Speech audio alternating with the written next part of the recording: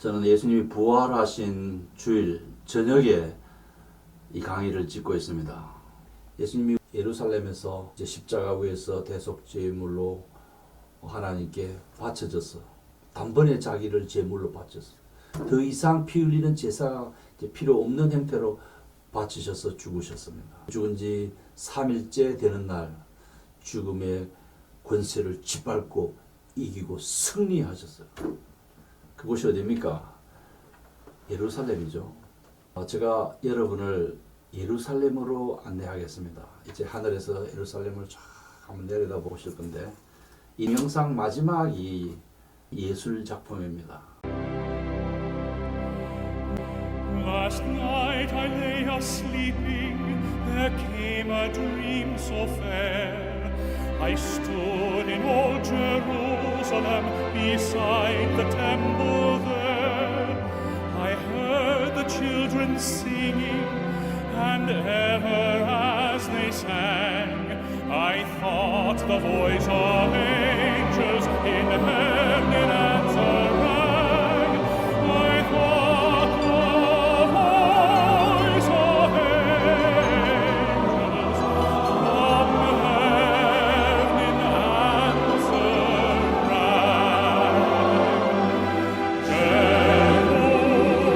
Jerusalem, Jerusalem, lift up your gates and sing, Hosanna in the highest, Hosanna to your King.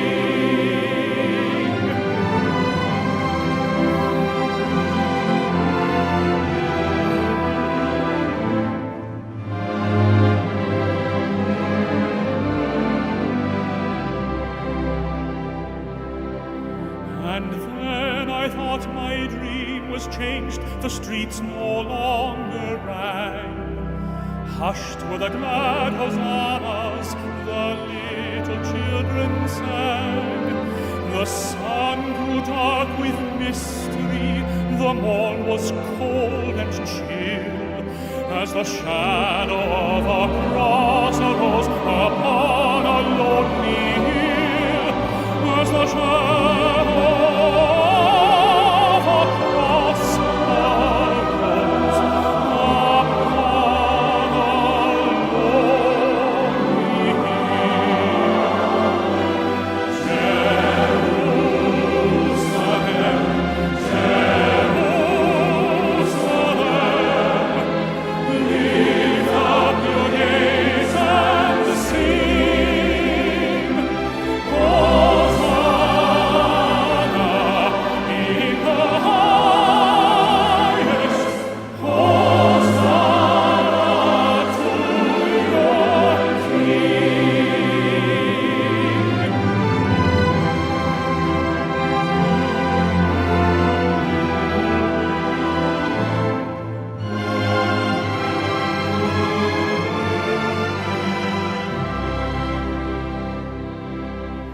And once again the scene was changed, new earth there seemed to be. I saw the holy city beside the tideless sea. The light of God was on its streets, the gates were open wide, and all who would might enter, and no one was denied. No need of moon or stars by night, or sun to shine by day. It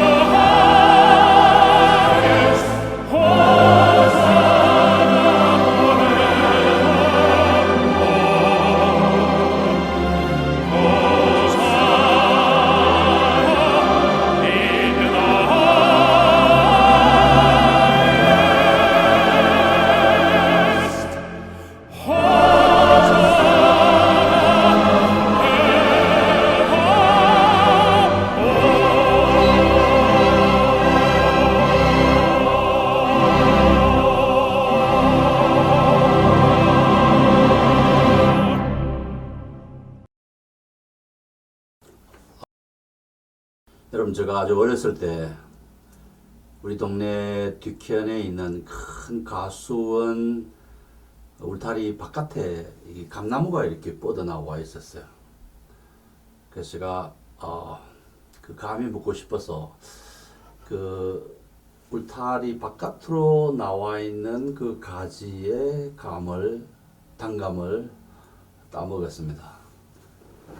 제가 그게 옳지 않은 일이라는 걸 생각하면서 또 이걸 해서는 안 된다고 생각도 조금 했죠. 제가 기억이 들면서부터 교회를 다니고 우리 아버지 어머니가 신자였으니까, 자 그러면 남의 과수원에 있는 단감을 따먹으면 안 된다는 것을 알면서 그걸 따먹었어요.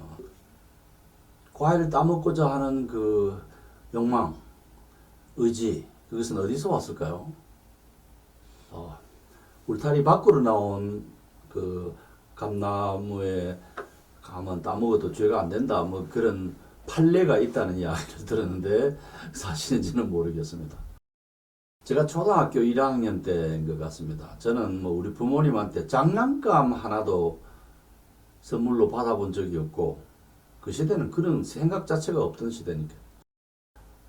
제가 종이를 접어가지고 그 딱지치기라고 그러는데, 종이를 접어서 이렇게 뒤집어지느냐 엎어지느냐 탁 치면 이제 엎어지면 이기고 뒤집어지면 따먹고 뭐 그러는 방식인데, 그런 놀이도 했고, 그 다음에 이만큼 큰 대못이라고 하는데 그 대못을 그 약간 질퍽질퍽한 땅에 이렇게 탁 치면 딱 꽂혀요. 넘어지는 게 아니라. 이게 딱 꽂히면서 남의 대못을 딱 넘어뜨리면 그걸 내가 따먹는 거예요. 내가 따기도 하고 따먹히기도 하고. 학교 가는 길목에, 그때가 제가 초등학교 1학년 같습니다. 철물 장사를 하는 분이 계셨는데 5일장인지 6일장인지, 그래서 그 장날에만 문 열고 그 외에는 문을 닫아 놓는 가게인데, 아이들이 그 집에 가면 손만 집어넣으면 못을 꺼낼 수 있다. 그래서 친구들이 하길래 저도 따라서 그 손 집어넣어 가지고 못을 한 주먹 꺼내 가지고 못치기 열심히 했던 적이 있습니다. 그러다가 제가 걸렸어요. 그래서 우리 어머니가 저를 손을 잡고 함께 가서 어머니가 대신 용서를 구하고, 미안하다, 뭐 보상하겠다는 말을 했는지는 모르겠어요. 하여튼 미안하다 그렇게 하니까 그 주인이, 지금도 그 장면이 저 머릿속에 이미지로 남아 있습니다. 그 주인이 하는 말이 쌀 먹은 쥐는 안 잡히고 겨 먹은 쥐만 잡힌다, 그런 명언을 하더라고요. 그래서 저 말이 좀 독특한 말이다 하고 그때 저 머릿속에 입력시켰는데, 그로부터 지금 세월이 반세기 하고도 훨씬 지났는데 아직도 머릿속에 기억이 됩니다. 여러분, 남의 철물점에 대못을 훔쳐서 장난감으로 사용했던, 게임용으로 사용한 그것은 분명히 나쁜 짓이죠. 웬일인지 그것이 아주 어릴 때 일인데 머리에서 떠나지 않습니다. 제가 중학교, 고등학교를 상당히 먼 거리를 도보로 왔다 갔다 했습니다. 고등학교 때는 자전거를 타고 다녔는데요. 물론 도로는 포장도로가 아니고 돌멩이들이 쫙 깔려있는 비포장도로로 자전거를 탔죠. 근데 그때 중학교 한 2학년, 3학년쯤 됐을까요? 학교를 갔다 오는데 배가 너무 고파가지고, 여러분 그때는 점심 도시락을 가지고 다니지 않았습니다. 아침 먹고 가면 집에 와서 저녁 먹는 그런 시대였어요. 그래서 오다가 그 남의 고구마 밭에 들어가서 고구마를 캐 먹었습니다. 배가 너무 고프니까. 지금도 그 지역을 자동차를 몰고 지나가노라면 옛날 생각이 늘 납니다. 벌써 반세기 훨씬 이전의 일인데, 그때 그 주인이 집 주인이면 내가 그때 고구마 하나에 지금 고구마 한 가마니로 보상을 하고 싶은 마음이 있어요. 근데 주인이 누군지도 모르고, 그때도 몰랐고 지금도 모릅니다. 우리 인간에게 보편적으로 존재하는 것은 죄라는 것입니다. 실제하는 것이에요. 이것은 우리가 그냥 어떤 현상이나 어떤 일련의 특징으로 설명할 수 없는 우리 본성 속에 박혀 있는 것이 죄입니다. 제가 대학 1학년 때 영국 선교사님이 대학에서 성경을 가르쳐 줬어요. 학부 2학년 때일 거예요. 그분이 OMF라고 Overseas Missionary Fellowship이라는 단체의 나중에 총무로 제너럴 세크리터리를 나중에 갔는데 한국 와서 한국말을 배운 지 2년 만에 강의를 시작했어요. 탁월하죠. 제가 영국의 케임브리지 대학에 박사학위 과정에 입학 허락을 받고 공부를 하러 갔을 때 그 선교사님 만나자고 그래서 런던을 찾아 갔는데 그래 함께 기도하자고 그러더라고요. 그래서 참 역시 선교사답다고 생각했는데 제가 먼저 이제 기도를 먼저 했죠.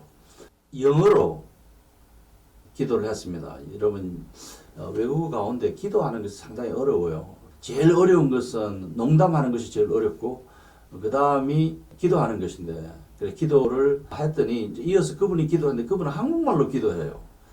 세월이 가마득한데도 한국말 잊지 아니하고 한국말로 기도하는 것을 보았습니다. 선교사님이 성경을 가르치면서 자기가 순천에 와서 어린 아이들을 데려왔는데 그래서 지금 같으면 홈스쿨링을 하는 것 같습니다. 초등학교 1학년, 2학년 아마 그렇게 하는 것 같은데 아이가 둘인데 그 아버지 어머니는 대체로 선교사고 목사고 하니까 경건하게 사는 사람인데 그 아이들이 자라면서 누가 가르쳐주지도 않고 모범을 보이지도 않고 자기 고향에 살았더라면 누구 보고 배우기라도 하겠는데 배운 것도 아니고 자기들이 그냥 데리고 키웠는데 두 아이들이 싸우고 다투고 빼앗고 그렇게 하더라는 것이에요. 이 죄성이 어디서 왔을까? 그때 그 선교사님이 그것을 우리한테 그런 교육을 시켰습니다. 그때 우리 클래스에 여학생이 몇 명 있었는데 조시성을 가진 여학생이 그 수업 마칠 때 선교사님 사모님 예뻐요 이렇게 물었어요. 그랬더니 그 선교사님이 내 아내 경치 좋습니다 그렇게 대답을 해서 많이 웃었습니다. 그래서 제가 80년대 후반기에 영국에 가서 그 질문을 했어요. 그때 그런 이야기를 했는데 웃기려고 웃으라고 농담을 한 겁니까? 진짜로 한국말이 서툴어서 그 자기 아내가 pretty 예쁘다라는 것을 경치 좋습니다라고 대답했느냐고 물었어요. 그랬더니 농담으로 한 거라고 그러더라고요. 그래서 와 한국말 2년 배웠는데 농담도 할 줄 아는 선교사님이었습니다. 우리 사람에게 있는 이 죄성, 죄의 본질 이거 어디서 왔을까요? 어떤 신학자들은 우리 인간 영혼이 존재하기 이전에 이미 그 영혼이 타락했다. 타락한 영혼이 우리에게 주어졌다. 그렇게 주장하는 사람도 있습니다. 저 유명한 철학자 임마누엘 칸트는 죄라는 것이 실제하긴 하는데 그 죄가 어디에서 기원했는지를 어디에서 왔는가를 끝내 설명하지 못했습니다. 우리 나중에 공부할 겁니다만 진화론자들은 짐승의 그 호전성, 충동, 성향, 욕정 이런 것들이 우리에게로 대물림되어서 우리 인간 안에 그런 악성이 있다 이렇게 설명합니다. 여러 가지 형태로 인간 안에 있는 이 죄라고 하는 본성을 설명하지만 결국 막다른 곳에서는 성경이 가르치는 죄의 기원, 첫 번째 인류의 대표자로 하나님이 세운 아담과 하와가 선악과를 따 먹음으로써 악과 선과 악을 분별하는 나무의 과일을 따 먹음으로써 인간에게 타락이 왔고 죄가 시작되었고 그 결과는 매우 비참했다라는 것을 성경이 말하고 있습니다. 아담의 불순종은 단순한 한 인간의 불순종이 아니라 인류의 대표자로서의 불순종입니다. 전 인류를 대표한 대표자로서의 불순종이어서 그 죄에 대한 책임이 오늘 우리에게까지 유전되고 있습니다. 트럼프 대통령이 다른 나라의 원수와 어떤 계약을 체결하면 체결한 것은 그 개인이지만은 그 개인이 대표성을 가지고 있기 때문에 그 모든 나라 국민들에게 영향을 주듯이 아담은 인류의 대표자로서 하나님과의 계약 관계에 있었습니다. 지난 시간에 우리 공부한 행위 언약, 행위 계약 관계에 있었는데 그 선악과를 따먹음으로써 하나님의 진노 아래 놓이게 되었습니다. 그래서 바울 사도는 로마서 3장 12절에 선을 행하는 자는 없나니 하나도 없도다라고 탄식합니다. 완전한 순종만이 하나님을 기쁘게 하고 죄가 오늘 우리에게까지 유전되어서 우리도 그 책임하에 있다라는 것이 개혁신학이 보는 죄관입니다. 누가 아담을 유혹했습니까? 아담이 뱀의 유혹을 받았습니다. 뱀은 하나의 미물인데 그 뱀이 무슨 지혜로 아담을 유혹할 수 있었겠습니까? 사탄이 그 뱀을 도구로 이용해서 범죄하도록 마귀가 돼지에게 들어가서 돼지를 몰살시키거나 죽음으로 이끌어가는 것과 비슷한 형태로 사탄은 뱀으로 하여금 아담을 유혹하게 만들었습니다. 이 뱀의 유혹 이야기가 하나의 설화이고 상징적인 이야기로 현대주의 신학자들은 해석합니다. 자유주의 신학자는 그렇게 해석해요. 그러나 이것은 여러 면에서 실제 있었던 사실이고 예수님도 그렇게 실제 있었던 사실로 이해하셨습니다. 마태복음 19장 4절 예수님께서 사람을 지으시니까 본래 사람을 남자와 여자로 지으셨다고 이야기하면서 그 이혼과 관련해서 이 이야기를 예수님이 하고 계십니다. 이런 맥락에서 바울은 로마서 5장 12절에서 21절에서 그러므로 한 사람으로 말미암아 죄가 세상에 들어오고 죄로 말미암아 사망이 들어왔나니 이와 같이 모든 사람이 죄를 지었으므로 사망이 모든 사람에게 이르렀느니라 라고 말합니다. 그 이야기를 시작해서 한 사람의 불순종함으로 죄가 인간에게 들어오고 두 번째 아담이신 예수 그리스도의 순종으로 말미암아 생명이 우리에게 주어졌다고 바울은 역설합니다. 선악과는 선과 악을 구별하는 하나의 기준인데요. 선악과는 선과 악을 결정하는 기준입니다. 그 이후로 선도 아니고 악도 아니고 중간 상태라는 것이 있다고 신학자들이 이야기하는데 그것은 타당성이 없는 걸로. 그래서 이제 죄가 무엇인가에 대한 구체적인 논의에서 살펴보겠습니다. 아담이 범죄함으로써 인간이 타락을 하게 됐다. 죄에 오염되어 가지고 전적으로 부패하게 되었다 하는 것이 성경의 가르침입니다. 인간의 지성이 타락해서 불신앙과 교만으로 가득 차고 인간의 의지가 타락해서 인간이 하나님과 같이 되고자 하는 갈망을 가지고 있고 감정이 타락해서 금단의 열매를 먹는 이 방종으로 떨어지게 되었습니다. 자, 그러면 최초의 죄의 그 결과, 아담의 죄의, 인류의 대표자인 아담의 죄의 결과가 무엇인가? 그 결과는 하나님의 형상이 망가지는 것이었습니다. 인간에게 있어야 할 의, 성결, 거룩, 성결 같은 의미, 의, 성결, 하나님에 대한 참된 지식, 이것들이 망가져서 자연인으로서는 하나님이 원하시는 의를 가질 수 없고 하나님의 기준에 이르는 거룩을 가질 수 없고 하나님에 대한 참된 지식, 참 진리에 대해서 알 수 없게 되었습니다. 이거를 신학적인 용어로 전적 부패라고 합니다. Total depravity. 이 전적 부패는 인간의 전인성이 부패했다는 것이죠. 지, 정, 의 이 모든 것이 원 상태에서 마비되거나 부패하거나 오염되거나 추락하거나 이렇게 해서 망가진 상태가 되었다라는 것입니다. 인간이 부패했다는 것은 인간 양심이 그것을 증거하고 있고 인간이 천둥 번개만 쳐도 공포감을 느끼고 무서워하는 그것이 인간의 타락성을 증명하는 하나의 증거들입니다. 그래서 선악과를 따먹고 하나님의 행위 언약 관계가 파기된 상태에 있었던 아담이 에덴 동산에서 쫓겨나고 그때부터는 땀을 흘리고 흙을 일구어서 열심히 일해야 먹고 살 수 있는 상태가 되었고 하나님의 진노 아래 죄 아래 있게 되어서 이제 새 언약의 중보자가 오셔서 그 인간을 구원하지 않으면 하나님의 진노 아래 있을 수밖에 없는 상태가 되었다라는 것입니다. 네 번째, 죄의 본질 항목입니다. 제가 미국의 신학을 공부하러 간 첫 학기에 그 교회학 교수님이 죄와 악을 구분하더라고요.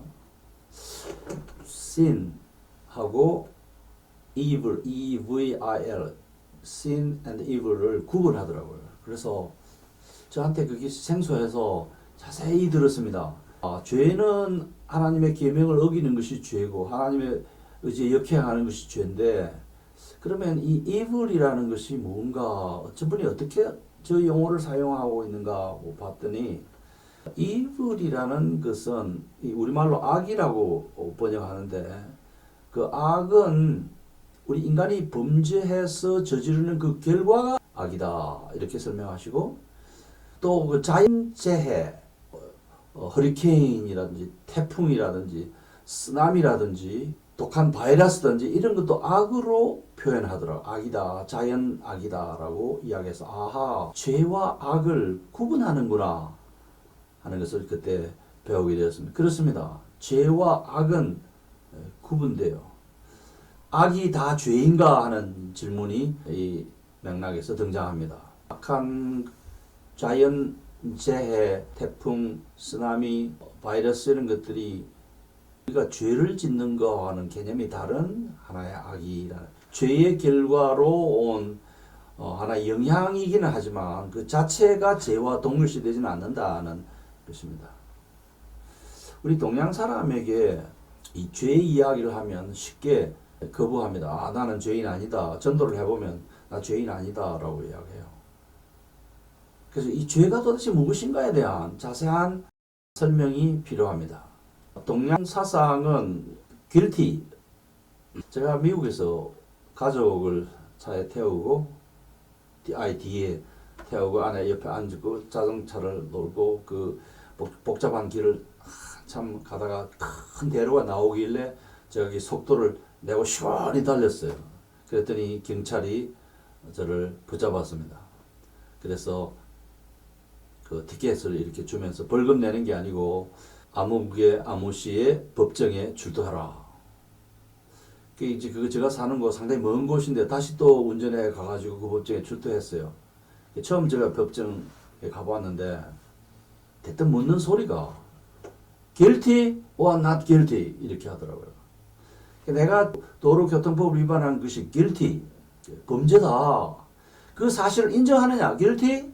인정하지 않느냐, not guilty? guilty 하면 거기서 이제 벌금을 막 판사가 알아서 그냥 처리하는데, not guilty 하면 그때부터 거기서 변론을 해가지고 재판을 해야 되는 거예요. 그래서 yes guilty 이러니까 벌금 50불 내라 뭐 그렇게 하고는 끝났는데, guilty 그건 범죄라는 것이고, 우리 동양 사람은 그런 개념이 잘 없어요. shame, 창피하다, 부끄럽다, 그런 개념이 있어요. 그래서 동양 사람은 이 죄를 guilty로 여기지 아니하고 shame으로 여기는, 창피함으로 여기는 그런 현상이 있습니다. 정작 그 죄에 대해서 그 죄가 얼마나 무서운가를, 하나님의 법을 계명을 어기는 그 자체가 죄라는 사실을 깊이 인지하기 어려운 것이 이 shame culture라고 합니다. 이 창피 문화. 서양은 범죄 문화고 동양은 창피 문화예요. 법을 어기고도 그것을 하나의 창피스러운 것으로 여기지, 그것이 하나님 앞에 범죄라는 사실을 잘 인정하지 않는 그런 문화권 속에서 여러분이 지금 신학을 공부하고 있습니다. 그래서 guilty와 shame, 범죄와 창피, 이걸 명확하게 구분해주는 역할을 여러분들이 하셔야 합니다. 인간에게 있는 이 죄성, 죄악은 일반적인 죄보다는, 이 죄는 악이라는 결과를 만들어내는데 그 악은 아주 특수한 성질을 가진 악입니다. 일본 자연재해나 무슨 질병이나 바이러스나 태풍이나 쓰나미나 지진이나 그런 악과는 전혀 다른 성격의 인간에게 책임이 있고 그 책임의 대가를 치르려야 하는 성격으로 하나님 그것에 대해서 우리 인간에게 책임을 묻습니다. 오늘 현대신학이라는 말, 현대란 말을 붙이지만 실제는 뭐 자유주의 신학이란 말이 이게 너무 폭넓은 의미이고 그 자유주의 신학이 다양하기 때문에 이게 한마디로 딱 요거다라고 단정하기가 좀 어렵습니다.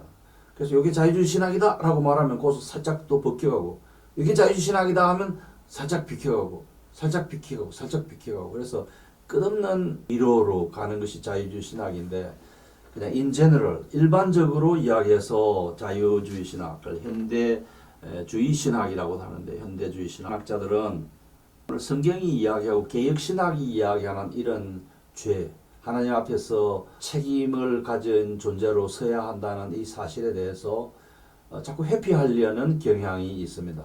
그래서 이 죄를 하나님의 언약을 깨트리고 하나님께서 이 책임을 우리에게 물으신다는 이런 개념보다는 우리 이웃에게 행한 나쁜 어떤 일, 행악 이런 정도로 꺾어내리려는 경향이 있어요. 그래서 이 죄의 문제를 다루면서 하나님을 고려하지 아니하고 인간의 책임에 대해서 무시하려고 하는 이런 경향을 지니고 있습니다. 대부분의 한국 장로교회가 신앙 고백서로 받아들이고 있는 웨스트민스터 신앙 고백서는 이 죄에 대해서 명확하게 정의를 하고 있습니다. 그 신앙 고백서를 다시 문답 형식으로 교육용어로 만든 것이 소요리 문답. 그 요리라는 것이 요점의 이치의 요점이라는 그런 뜻인데 이게 요리하는 것과 관련이 있다 해서 요즘 소교리 문답으로 바꾸어서 표현하는데요. 제가 대학생 때 번역한 이런 책이 있습니다. 약 15년 동안 한국 기독교계의 베스트셀러라는 책인데 소교리 문답. 이게 본래 소요리 문답이고 소요리 문답 강의 쇼트 캐테기즘 요리 문답 제14문 여러분 외우십시오. 죄가 무엇입니까? 라고 묻습니다. 여러분 죄가 무엇입니까? 제가 천안에 학교에 봉사하고 있을 때 전도를 하려고 사람들을 만났는데 그 동네에 품이 있어 보이는 한 아주머니가 식당을 경영하고 있었어요. 그래서 굉장히 품격 있는 식사를 제공해서 종종 우리 목사님들을 데리고 학생들을 데리고 그 집에 갔는데 하루는 제가 이제 때가 됐다 싶어서 전도를 했어요. 그랬더니 자기는 절에 다닌다고 해요. 불교 신자라 소리도 안 하고 합천 어디에 천태종이라는 불교, 여러분 불교 안에도 오순절파처럼 막 뜨겁게 하는 밤새도록 뜨겁게 뭘 하는 그런 그룹이 있는가 봐요. 그래서 거기 차를 몰고 합천까지 내왕을 하면서 절에를 다닌다고 그래요. 그래서 쭉 복음을 소개하고 죄에 대해서 이제 이야기를 시작하면서 우리가 죄의 책임에서 벗어날 수 있는 사람은 아무도 없습니다라고 이야기했더니 이분이 말귀를 빨리 알아듣고 아닌데요, 나는 죄인이 아닌데요 이렇게 대답하더라고요. 그 이야기를 듣고 있는 제 아내가 아주 뼈있는 이야기를 했어요. 그 합천 갈 때 혼자 가십니까? 옆에 남자하고 같이 가시죠. 그러니까 여자가 뭐 그냥 좀 당황해하는 모습이었습니다. 자기가 남보다도 오히려 더 죄가 많은 사람인데 죄가 없다고 해요. 그분이 가지고 있는 죄의 개념이 뭡니까? 그거는 무슨 살인하거나 강도짓을 하거나 거대한 탐심으로 남을 괴롭게 하거나 이런 것만 생각하지 지금 우리가 이야기하려고 하는 이 죄에 대해서는 전혀 생각하지 않습니다. 웨스트민스터 신앙 고백서 제14문은 죄가 무엇입니까? 라고 묻고 그 답은 죄는 하나님의 말씀과 하나님의 계명을 순종함에 있어서 부족한 것이나 혹 어기는 것입니다. 라고 답합니다. 우리말로 있어서라는 이건 우리말 표현이 아니에요. 영어식 at 이렇게 표현하는 건데 제가 글을 쓸 때는 그걸 다 피해갑니다. 죄가 무엇입니까? 죄는 하나님의 계명을 준행하는 과정에서 부족한 것이나 혹 어기는 것입니다. 라는 거예요. 이게 부족, 결핍. 결핍은 우리가 나태하기 때문에 해야 할 의무를 다하지 않는 그것이 결핍입니다. 인간이 창조자 하나님을 예배하고 섬기고 그분의 영광을 돌려야 될 의무가 있는데도 우리가 나태하고 무지하고 게으르고 부패했기 때문에 그 하나님을 섬기지 않는 그 자체가 크나큰 죄인데 자연인은 그 사실을 잘 모릅니다. 하나님을 믿지 않는 그것 죄고 하나님의 말씀이 이러이러한데 거기에서 우리가 부족한 것도 죄라는 거예요. 공부 시간에 공부를 해야 될 학생이 공부를 안 하고 딴짓을 하고 있는 그것은 영어로 shortage, 모자라는 것이거든요. 그 결함이거든요.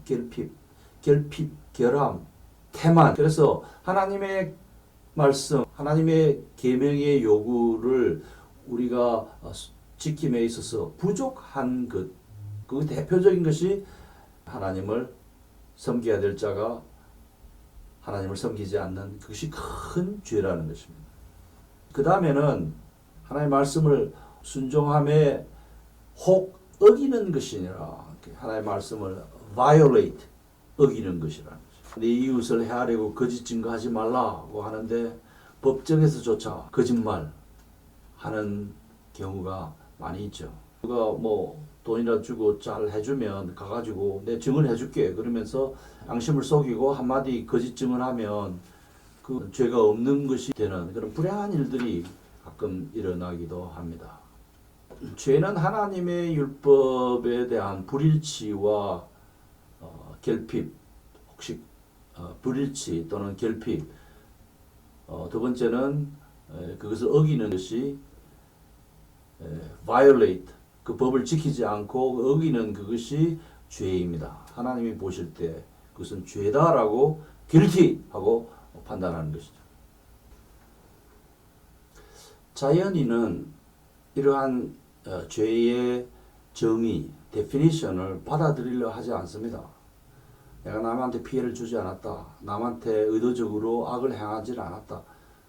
그래서 자기는 죄인이 아니라고 하는데 성경이 정의하는 것은 창조사 하나님의 관점에서 볼 때 그 하나님이 요구하는 것에 대해서 부족한 것, 결핍된 것, 태만한 그것이 죄이고 하나님 우리에게 책임을 물을 죄라는 거죠. 나아가서 그것을 혹이라도 어기는 것 죄입니다. 하나님 우리에게 주신 여러 가지 계명들 가운데 가장 대표적인 것이 십계명이죠. 나 외에는 다른 신을 섬기지 말라. 우상을 만들지 말고 거기에 절하지 말라. 하나님의 이름을 거룩한 이름을 망령되이 일컫지 말라. 몇 년 전에 로마 가톨릭 교회 교황청에서 전 세계 교회에 명령을 내렸어요.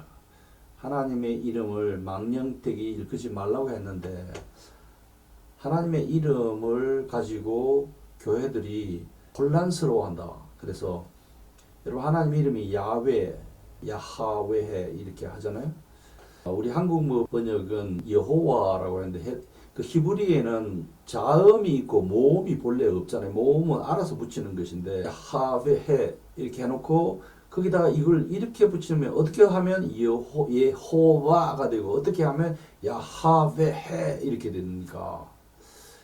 그래서 어디 지역에서는 야훼라 하고 어떤 사람도 야훼라 하고 어떤 사람은 여호와라 하고 나가서 하나님의 이름을 망령되이 일컫지 않아야 되는데 사람이 하나님의 이름으로 무엇을 맹세하고 하늘을 두고 맹세하노니 절대 뭐 어떻다 이런 말을 쉽게 해요. 그래서 하나님의 이름 야훼 여호와라는 이름 자체를 사용하지 말라고 교황청에서 지시를 내렸습니다. 전 세계 로마 가톨릭 교회는 그냥 아도나이 주님이라고 표현하지 여호와 야훼라는 이름을 사용하지 않는 걸로 제가 알고 있습니다.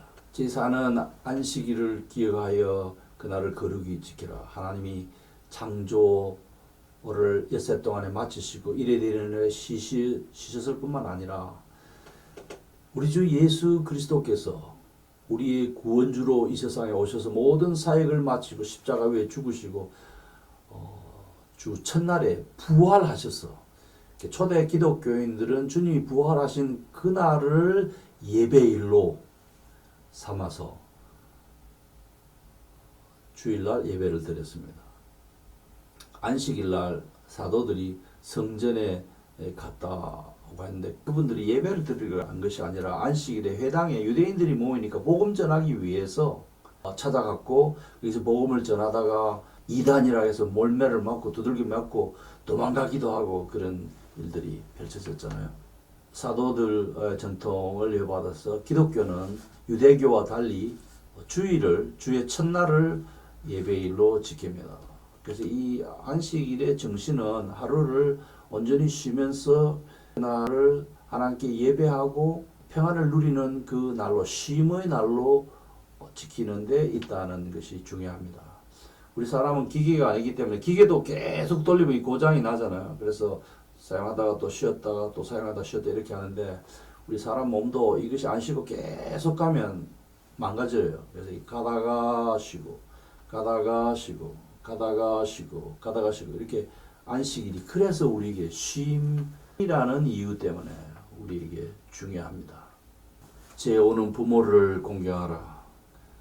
부모를 공경하는 사람이 부모로부터 지혜와 지식과 삶의 태도와 경건과 거룩을 배우게 되죠. 제6은 살인하지 말라.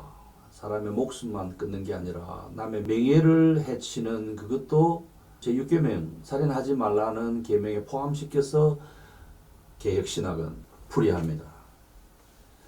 제가 이제 페이스북에 글을 하나 올렸는데요. 그 이디오피아 의사 출신인 WHO World Health Organization 세계보건기구라고 합니다. HO의 총장이 이 코로나 바이러스와 관련해서 거대한 뇌물을 중국으로부터 받고 국경을 폐쇄하고 이 락다운 하는 걸 자꾸 지연시켰다고 해서 지금 미국이 분노하고 있고 미국이 HO의 경비 4분의 1을 5억 달러인가요? 매년 부담해 왔는데 트럼프가 이제 그거 더 이상 부담하지 않겠다고 선언했습니다. 어저께.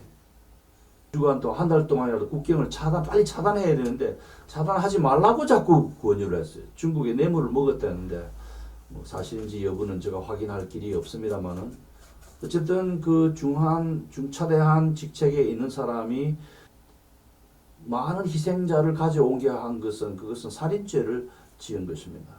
제7은 간음하지 말라. 제8은 도둑질하지 말라. 남의 걸 훔치지 말라. 공산주의 사회에서 사회주의 사회에서는 훔칠 것 자체가 없죠. 네 거나 내 거나 다 마찬가지니까. 그러나 성경은 개인의 소유를 인정하기 때문에 도둑질하지 말라고 이야기합니다.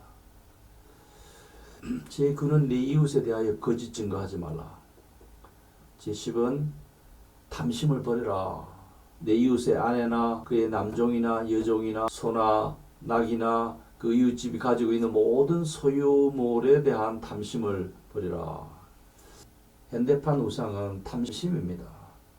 이 탐심을 가지는 그것이 우상 숭배하는 것과 같다고 성경이 이야기합니다.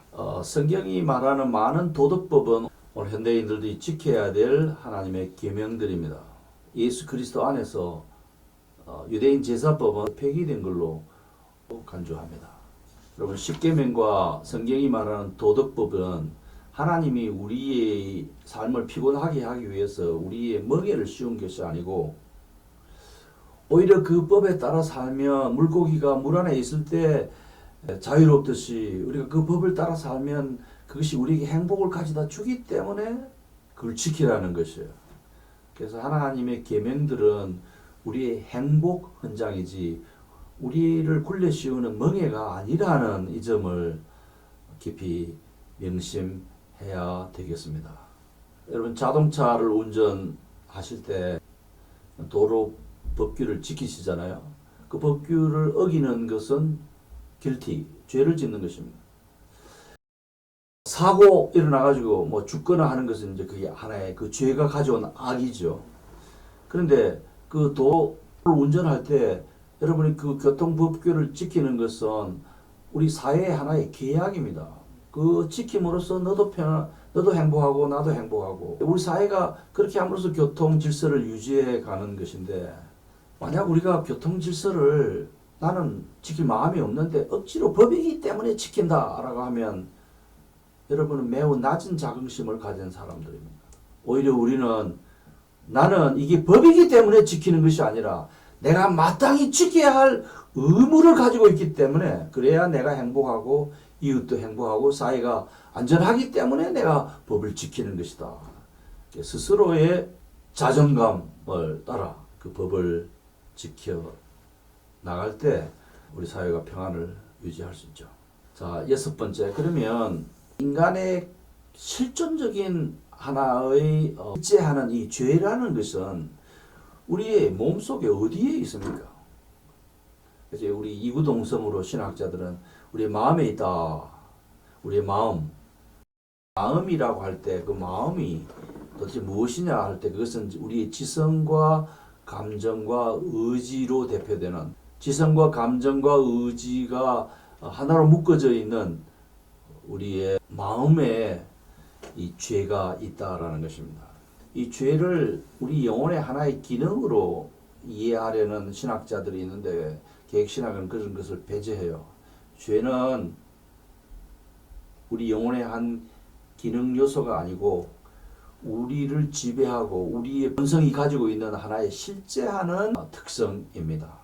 우리 마음이 지정의의 좌소, 앉아있는 장소라는 뜻인데 여러분 이 해부학적으로 우리 마음이 어디 있습니까? 여기라고 심장을 표현하는데 여기 아무리 열어봐도 마음이라는 건 없습니다. 그 밑에 배에 있습니까? 아닙니다. 가슴에 있지 않으면 그럼 우리 머리에 있는데 자꾸 마음을 여기 하트로 표현하죠. 실제로 우리 이 모든 것은 하나님 만든 이 조그마한 박스 안에 이 컴퓨터 신공 컴퓨터 안에 요 안에 들어 있어요. 이 뇌 두 쪽이 상호작용, 뇌량이라고 해서 이쪽 뇌와 이쪽 뇌를 연결시키는 그 다리를 뇌량이라고 하는데 먼 산봉우리에 올라가서 아래를 내려다보고 야호 할 때는 오른쪽 뇌가 움직였다가 공부를 하고 딱딱한 논리적인 생각을 할 때는 여러분은 왼쪽 뇌가 움직이고 그래서 우리 지정의는 사실은 이 두 뇌의 역할 속에 있습니다. 뇌량이 한계가 부족하면 바보가 되고요. 지능이 낮은 걸로 취급되고 우연히 이게 한계가 더 많아지면 아인슈타인과 같은 천재로 평가됩니다. 우리 마음대로 우리 그걸 조정을 못하죠. 우리 부지런히 훈련하면 우리가 가지고 있는 역량을 최대한 발휘할 수는 있게 됩니다. 하나님께서 우리를 창조하실 때 만든 아담과 하와를 창조할 때 주신 그 뇌가 타락하지 않았으면 이게 100% 풀 가동이 되면 인간이 굉장한 지금 인간이 할 수 있는 것도 굉장히 탁월하지만은 그보다 훨씬 탁월한 그 하나님에 가까운 어떤 능력을 발휘할 수 있을 텐데 과학자들이 이구동성으로 이야기하자는 인간의 두뇌가 7% 정도밖에 활용되고 있지 않다라고 말합니다. 죄의 영향 때문에 93%가 망가진 거 아닌가. 다행히도 그 7%를 가지고도 인공위성을 만들어서 달나라에도 가고 외계를 탐험하기도 하고요. 인공지능을 만들어내기도 하고 150년 전에 우리 인류가 알지 못한 기상천외한 것들을 만들어내고 있습니다. 여러분 우유 가운데 파스테르라고 있죠. 그 파스테르는 프랑스의 미생물학자 이름을 딴 이름에서 온 것인데요. 그 파스테르는 사람이 처음으로 우리 인류를 위협하는 가장 무서운 것은 우리 눈에 보이지 않는 작은 미생물이다. 그 바이러스나 박테리아 이런 것이라고 발표를 했어요. 그때 사람들이 어떻게 그럴 수 있느냐, 그런 헛된 소리를 하고 있느냐. 사람을 위협하고 괴롭히는 것은 내성병력이나 천재나 아니면 사자나 호랑이처럼 덩치 큰 것이 우리를 괴롭히지 눈에 보이지 않는 그게 인간을 괴롭힐 것이냐 이렇게 반응했어요. 그 이후로 1918년 스페인 독감이 세계를 휩쓸면서 몇 천만 명을 죽였죠. 5천만 명인가를 죽였습니다. 지금 우리가 그 이후로 가장 최대의 바이어스 공격을 받고 있습니다. 이게 어떻게 진행될지는 아무도 예측하지 못하고 상상컨대 인류의 역사는 이제 2020년이 신기원이 돼가지고 코비드-19 이전, 코비드-19 이후 이렇게 아마 구분하지 않을까 싶어요. 교회도 좁은 공간에 빽빽하게 모여가지고 큰 소리로 찬양하고 그런 방식으로 이제 더 하지 아니하고 여러분이 힘들지만은 이 온라인으로 수강을 하는 이 형태로 교회는 하나의 플랫폼이 있고 그 플랫폼에 연결된 많은 가정교회들이 안전한 곳에서 안전한 사람들에게 사회적 거리를 두면서 예배드리고 조용히 기도하고 하는 이런 형태로 발전할 것 같다고 제가 예측하죠. 이 신학 구도를 잘 공부하시고 성경도 잘 공부하시고 역사도 잘 공부하시고 이걸 어떻게 적용할 것인가 잘 공부하시면 하나님이 여러분을 패러다임이 바뀐 새로운 시대의 주인공으로 들어서 사용하시리라고 확신합니다. 자, 7번째, 죄에 대한 관점, 죄의 관. 초대교회의 이단자 펠라기우스는 원죄는 존재하지 않는다고 말했습니다. 어린아이가 나쁜 짓을 하는 것은 모방 때문에 남아이가 나쁜 짓을 보고 배운다고 이렇게 생각해요. 이런 관점을 공유한 사람들은.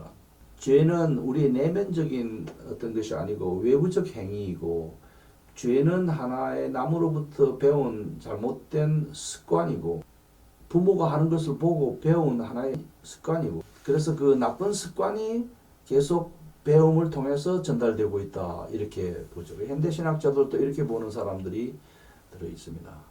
로마 가톨릭 교회는 원죄를 인정하기는 합니다만은 이것은 매우 소극적으로 이해하고요. 원시적인 의가 결여되어 있는 것이 곧 죄다 이렇게 이해합니다.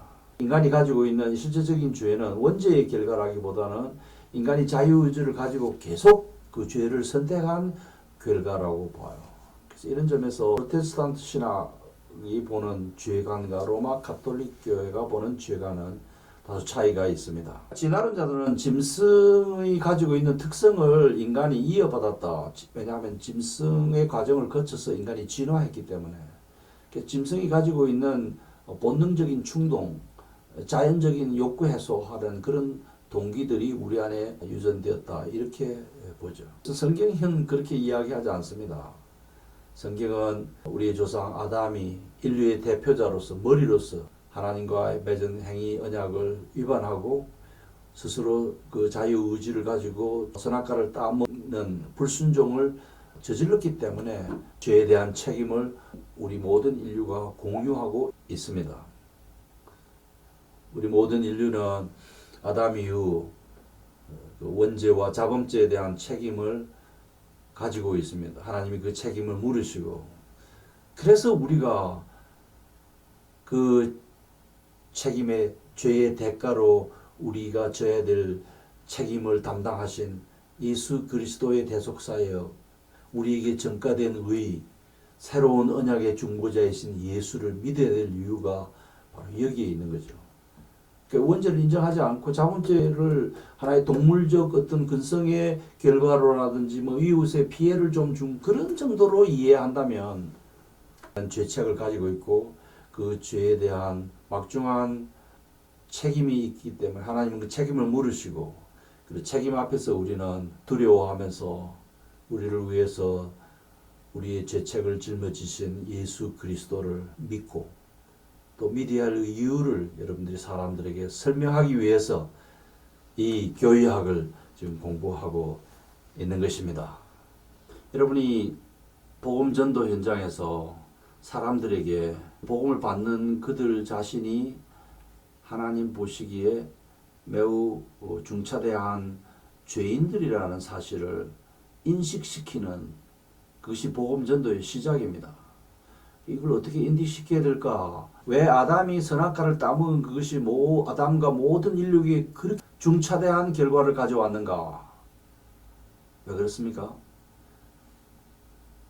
대표자로서 인류의 대표자로서 하나님과의 언약 관계하에 있었던 아담이기 때문에 그가 지은 죄가 막중하다는 것이에요. 인류의 대표자로서 지은 그 죄가 모든 인류에게 영향을 미쳤고 동시에 아담에게 책임을 물으시는 것처럼 하나님은 모든 인류 개인에게 책임을 물으십니다. 예수님은 완전한 하나님으로서 완전한 사람으로서 사람이면서 동시에 죄 없는 존재로서 하나님의 의를 만족시켜야 했기 때문에 이 땅에 2000년 전에 구원자로 태어나시고 죄를 짊어지시고 십자가에서 죽으셨고요. 죽은 지 3일 만에 부활하셨습니다. 여러분, 인간이 죄인이라는 것을 거부할 사람은 별로 없을 것입니다. 인간 자신이 교만, 질투, 증오, 감각적 유욕, 시기 이런 게 없다 할 사람이 있겠습니까? 대학 교수들 사이에서 같은 걸 전공하는 동료 교수가 저명한 학회지에 논문 한 편을 게재하면 밤새도록 스트레스를 받아서 잠을 못 잔다는 그런 교수들의 이야기를 들었습니다.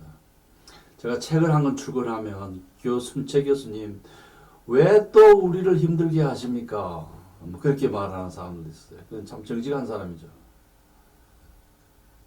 그 학자들 세계 속에서도 그런 질투가 많습니다. 군주론을 쓴 마키아벨리는 당신이 속한 어떤 공동체에서 두각을 나타내려 하면 상대방이 쏘는 화살을 방어할 방패를 맞이하고 두각을 나타내라, 그런 말이 있어요. 그러니까 아무 대책 없이 실력을 발휘하면 상대방의 시기, 질투, 증오, 그것이 과히 살인적일 수 있어요. 크건 작건 도둑질하거나 속이거나 정욕에 따라 행하는 이 모든 것들이 다 우리가 실제로 경험하는 죄이고, 이것은 우리가 아담으로부터 물려받은 원죄의 결과로 주어지는 것이지만 그 원죄와 우리의 자범죄는 구분됩니다. 그 다음에 용서받을 수 없는 죄, unpardonable sin이라고 해서 용서받을 수 없는 죄를 성경이 말합니다. 성령을 회방하는 죄, 그것은 용서받을 수 없다고 성경이 말하는데, 여러분, 성령을 회방하는 죄가 무엇이겠습니까? 하나님의 은혜에 대해서, 성령께서 하나님의 은혜에 대해서 우리에게 증거하는 그것을 받아들이지 않는 죄, 그것을 의식적으로 거부하는 죄, 고의적으로 성령의 역사를 방해하는 죄, 그런 복음을 전하는 자를 비방하는 죄, 심지어 성령의 증거를 증오하는 죄, 심지어 증오하고 방해하는 그것을 자기가 마치 할 수 있는 권한을 가진 왕자처럼 생각하는 사탄의 왕자병, 성령의 증거를 증오하고 그것을 방해하고 해방하는 것을 오히려 해방하는 특권을 가진 것처럼 행동하는 그 죄. 죄에 대해서 부정할 수 없는 상황인데도 자의적으로 그것을 거부하고 복음 받아들이기를 거부하는 죄. 자신 안에 일어나고 있는 내적 조명을 거부하는 일.